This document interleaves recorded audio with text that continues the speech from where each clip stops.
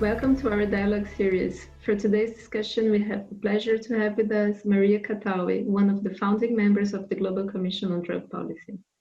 She's former Secretary General of the International Chamber of Commerce and member of many philanthropic and charitable organizations. And Liz Gao, a lived experience advocate from Australia and founder of Somebody's Child. She has been in recovery from drug dependence for over 10 years now. May I ask you, Maria, if you'd like to start? Thank you very much, Isabella. And Liz, I'm very much looking forward to our conversation. It's not only a pleasure to meet you, but it's important. I think you know a little bit about the Global Commission.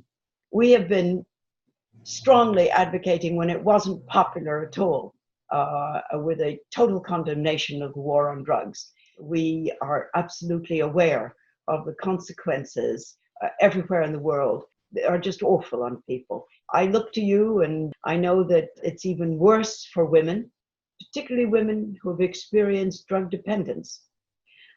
What do you have to deal with? What do you want to tell the world? Thank you, Maria, for having me here tonight. I guess when I think of this stuff, I quite often draw on my own personal experience.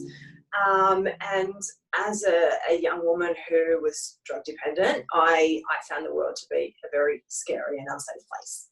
I experienced many sexual assaults as a young woman on the streets, and doing the things that I did. There was a lot of violence. There was a lot of 10 years of domestic violence for me, but sexual assaults were also a quite common thing. And I remember after one of these experiences having this thought that, I can't go to the police because what's the point? I'm just a junkie whore, and it was society that gave me those words for myself. And it was the drug policy that we have in this country that gave society almost the right to use those words. I kind of think when the law tells us that drug use is wrong and criminalizes people for it, then what happens is society, led by policy and led by the media, believes that people who use drugs are wrong. They're bad people and they deserve what they get and they deserve to be punished. And I wonder if drug policy were different, would I have experienced all those awful things that I experienced? And that I can never know, but I would say a lot of it would probably be taken out of the picture. Something else that I know impacts a lot of women is the challenges to get into treatment services. So I spent months on a waiting list, and then I worked in a rehab as a support worker, and the hardest part of my job was sitting there doing an assessment with mothers and then having to hear them cry as I told them that yes, they fit our criteria, but no, you might not get a spot here before your child gets taken from you. And that's devastating. And what's even more devastating about it is sometimes those women end up in jail before they get a place in a treatment centre, because there's always funding for jails. But exactly, that makes absolutely no economic sense. The stupidest thing that can be done, the most inhuman thing that can be done, is to send women to jail. Send anyone who is a drug dependent to jail.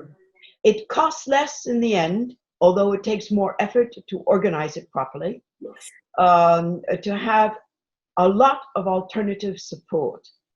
And I think this is one of the things that worries me the most, is the inordinate and disproportionate effect actually that it has on women, these policies. I look around the world and I see they're even exacerbated by the poverty. They have the possibility in many countries the children either have to be taken away from them or go to jail with them.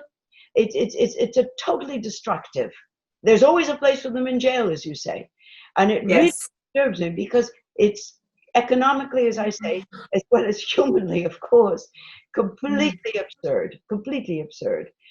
And today, and the thing that's interesting, Liz, is, and it worries me very much, that women incarcerated become more and more In the United States, I know that it's increased by something incredible for women, 800% over the last 30 years. I mean, that's extraordinary. And the proportion of women in prison for drug offenses is also increased everywhere in the world. In Thailand, for instance, I understand it's over 80% of women who are in prison for a drug offense. We have to undo it.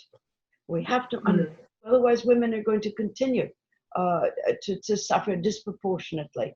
Like you, they're going to suffer for most of their lives with that stigma. What do you think we can learn from, our response to COVID going forward in relation to this? So I think the first lesson that we can learn is to use evidence, to use science, and certainly do not put in repressive and ridiculous failing methodologies.